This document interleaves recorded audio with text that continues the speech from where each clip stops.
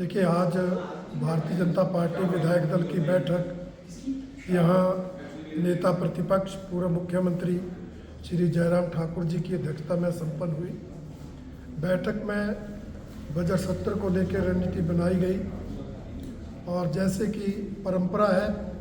Budget सत्र के पहले दिन महामहिम राज्यपाल महोदय का अभिभाषण होगा और फिर उस अभिभाषण पर चर्चा प्रारंभ होगी और 17 मार्च को आदरणीय मुख्यमंत्री जी बजट प्रस्तुत करेंगे, फिर बजट पर चर्चा होगी। तो इस जो सत्र में चर्चा के माध्यम से पार्टी सरकार को घेरेगी, ये रणनीति बनाई गई है। चाहे वो महामहिम राज्यपाल महोदय के धन्यवाद प्रस्ताव पर चर्चा हो या बजट पर चर्चा हो, जो भी सरकार की नाकामयाबियाँ हैं, जो भी सरकार के जनविरोधी निर्णय हैं,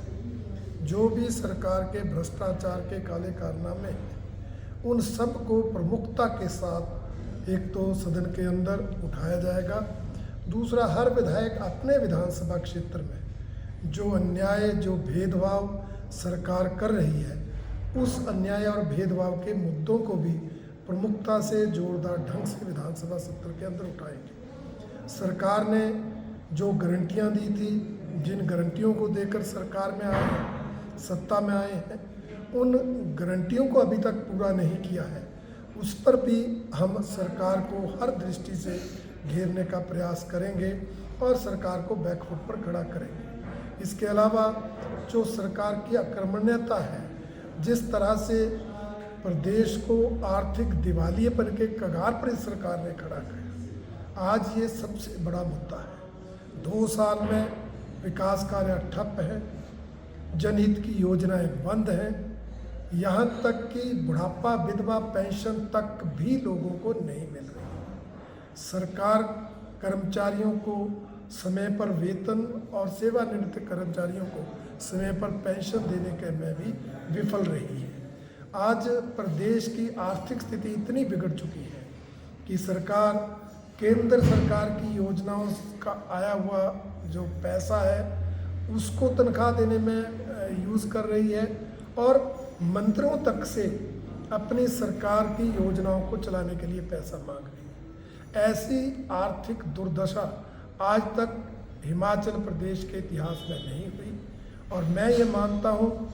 जिस बात को हम प्रमुखता से सदन में उठाएंगे भी, कि ये जो आर्थिक बदहाली हिमाचल प्रदेश की हुई है, इसके लिए अगर कोई पार्टी सरकार जिम्मेवार है तो वर्तमान कांग्रेस की सरकार जिम्मेवार है और अगर कोई व्यक्ति जिम्मेवार है तो मुख्यमंत्री श्री सुखविंदर सिंह सुक्खू जिम्मेवार है, जिनके पास वित्त विभाग है। क्योंकि 2 साल में जो आर्थिक कुप्रबंधन हुआ है, जो फिजूल खर्ची सरकार ने बढ़ाई है, वो इस प्रदेश की आर्थिक स्थिति को बिगाड़ने का प्रमुख कारण है। सरकार अपने CPS को बचाने में करोड़ों रुपए खर्च करती है, जो असंवैधानिक ढंग से बनाए थे, जिनको कोर्ट ने हटा दिया,